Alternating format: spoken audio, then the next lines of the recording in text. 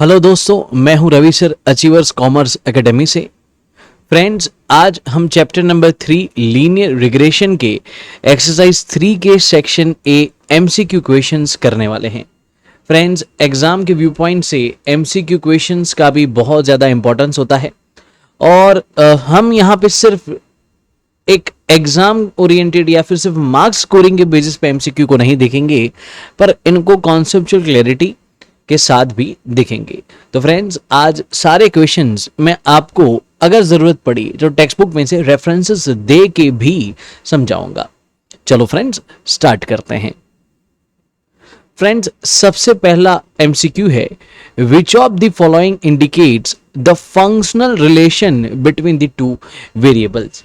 यहां पे जो शब्द आपको पकड़ने का है वो है फंक्शनल। ठीक friends, let me show you. ये रहा, यहां पे दिया हुआ है functional relation between the two variables.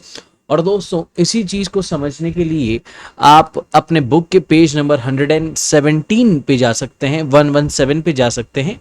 वहां पे आपको ये लाइन मिल जाएगी, regression is a functional relation between two correlated variables. तो दोस्तों, यहां पे अपना जो आंसर है वो आएगा रिग्रेशन।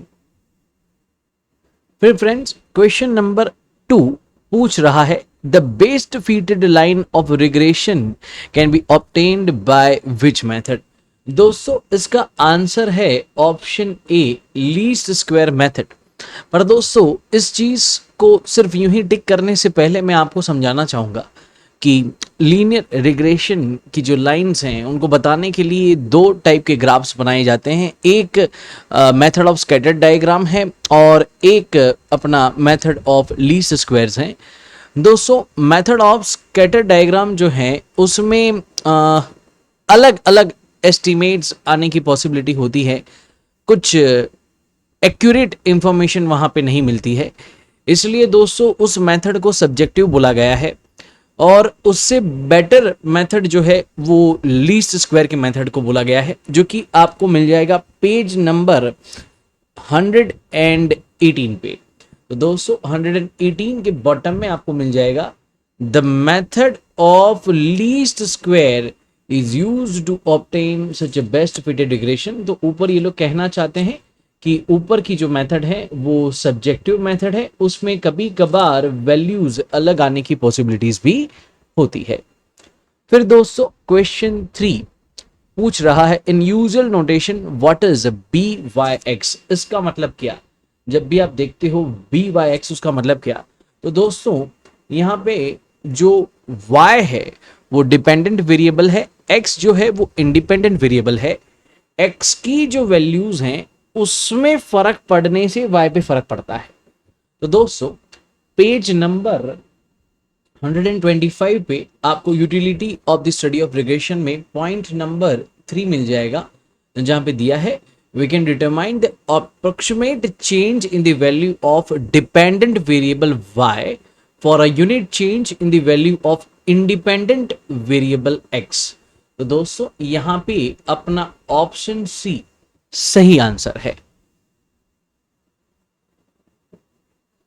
फिर दोस्तों, question number 4, which of the following is correct. तो दोस्तों, ये बहुत सिंपल है, हमने आगे क्वेश्चंस भी प्रैक्टिकल सॉल्व किए हैं। r into standard deviation of y upon standard deviation of x, sy upon sx।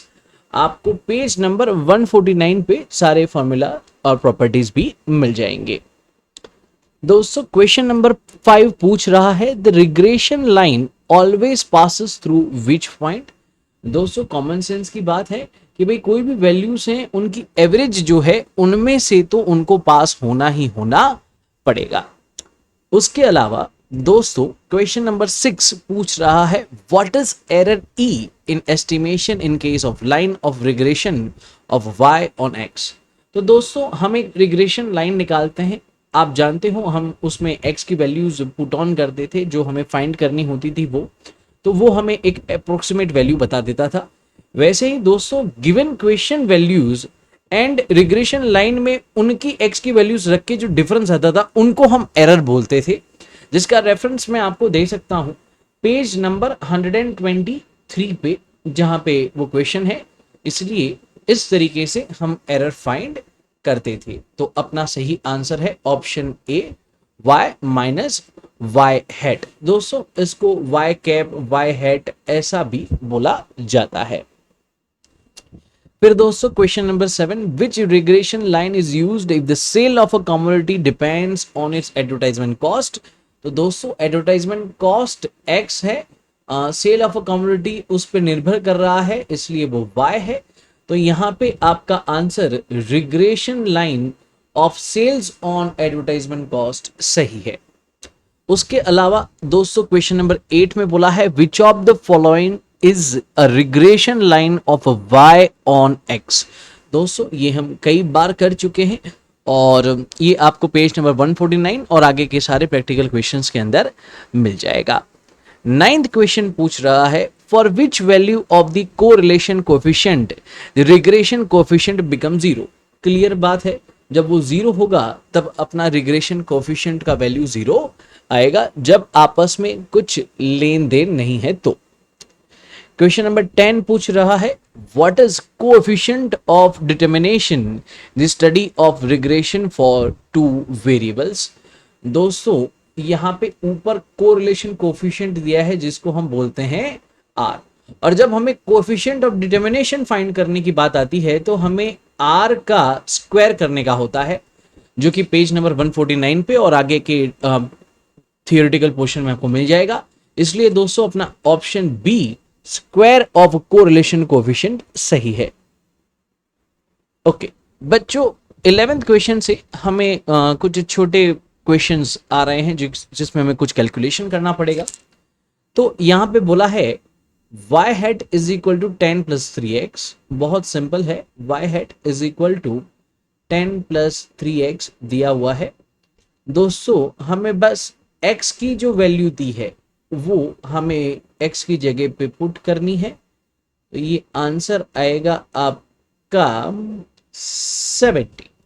Okay फिर वाओ क्वेश्चन नंबर 12 दोस्तों आपका पेज नंबर 117 पहले ही पेज पे आपको ये दिया हुआ है y is equal to alpha plus beta x plus you.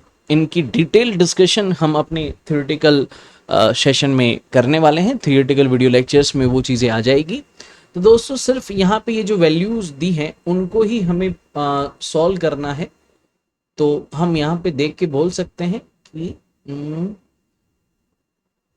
हमें फाइंड करने का बोला है बी वाई एक्स, मतलब कि ये वाली वैल्यू हमें फाइंड करने की है। यहाँ पे इस चीज को अगर हम सॉल्व करें 2x प्लस 3y माइनस 50, हम इसको ऐसे भी लिख सकते हैं 3y इज इक्वल टू 50 दूसरी तरफ चला जाएगा तो प्लस हो जाएगा, 2x माइनस में हो जाएगा, फिर y is equal to 50 minus 2x upon 3। दोस्तों क्योंकि नीचे 3 है, डिनोमिनेटर सिमिलर है, हम इसको इस तरीके से भी बता सकते हैं। और यही बच्चों अपना वैल्यू आ गया b, क्योंकि ये bx है और यही अपने को बच्चों वैल्यू मिल गया b का। तो अपना आंसर आएगा -2/3। बच्चों कुछ बेस चीजें अगर आपको पता हो तो इन क्वेश्चंस को आप बिना कोई कंफ्यूजन सॉल्व कर सकोगे। फिर दोस्तों question number 13, okay the regression line of y on x is y hat is equal to 30 minus 1.5x. what is the value of x bar if what is the value of y bar if x bar is equal to 10? अब दोस्तों यहां पे कई बच्चे गलती ये करते हैं कि x की जगह पे x बार की वैल्यू लिख देते हैं। भले ही इस क्वेश्चन में 1.5 इंटू 10 15 आता है, 30 में से 15 जाए तो पीछे के हिसाब से आंसर आ जाता है, और बच्चों ये तरीका गलत है। पहले आपको ये समझना पड़ेगा कि y hat is equal to a plus bx। ठीक, ये चीज आपको पहले समझनी पड़ेगी। तो बच्चों ये आपको उस फॉर्म में दिया है, तो इसको देख के हम ये बोल सकते हैं कि a की वैल्यू दी है आपको 30 एंड b की वैल्यू दी है आपको 1.5। अब दोस्तों एक और चीज, a कैसे फाइंड करते हैं? तो a फाइंड करते हैं y bar minus b x bar. तो a की वैल्यू हमें पता है 30 is equal to y bar minus b की वैल्यू है -1.5 और x बार की वैल्यू अपने क्वेश्चन में दी गई है, ये रही 10। तो 30 is equal to y bar plus ये हो जाएगा 15 और y bar is equal to हम ऐसे लिख सकते हैं 30 माइनस 15, तो y bar is equal to 15। तो ये बच्चों सही तरीका है सॉल्व करने का, ना कि x के जगह पे x बार की वैल्यू लिख के सॉल्व करने का। आगे जाके किसी और रिग्रेशन लाइन में वो गलत हो सकता है। ओके, फिर दोस्तों आपको क्वेश्चन 14 में दिया है कि u is equal to x minus 15 upon 10, v is equal to y minus 50 upon 2 and b y x आपको ऑलरेडी फाइंड करके दिया गया है। बच्चों एक चीज मैं आपको बता देता हूं कि जो रिग्रेशन है उसमें स्केल चेंज करने से अपना आंसर अलग आ जाता है, तो it is not independent of the change in scale, उससे फर्क उस पर पड़ता है। इसलिए बच्चों यहाँ पे मैंने एक आपको रेफरेंस भी दिया है, आप प्रैक्टिकल क्वेश्चंस को ध्यान में लेके वो कर सकते हो। पेज नंबर है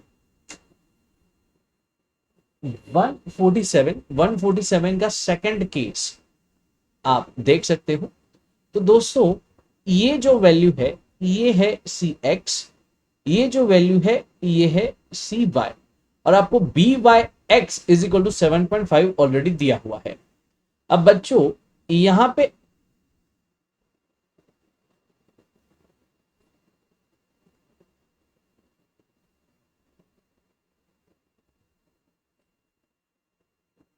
एक सेकेंड बच्चों, I am facing some issue.